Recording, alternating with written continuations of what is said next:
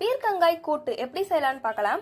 அதுக்கு ஒரு பேனில் 2 டீஸ்பூன் எண்ணெய் சேர்த்துட்டு 1 டீஸ்பூன் கடுகு சேர்த்துக்கிறேன், 1 டீஸ்பூன் சீரகம், ஒரு வெங்காயம் இது மாதிரி சின்னதாக கட் பண்ணி எடுத்துருக்கேன். இது கூட ஒரு காஞ்ச மிளகாவை இது மாதிரி கட் பண்ணி சேர்த்துக்கிறேன். அதுக்கப்புறமா 2 பீர்க்கங்காவை இது மாதிரி தூள் சீவிட்டு கட் பண்ணி எடுத்துருக்கேன், அதையும் சேர்த்துட்டு வதக்கிக்கிறேன்.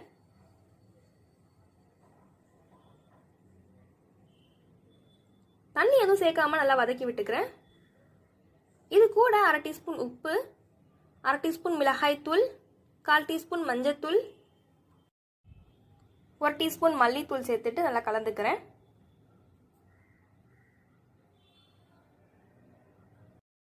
இது கூட ஒரு 1/2 கிளாஸ் தண்ணி சேர்த்துக்கிறேன்.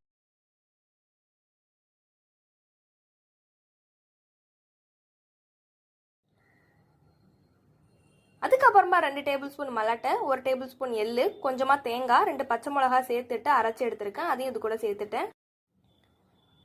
நல்லா கலந்து விட்டுக்கிறேன்.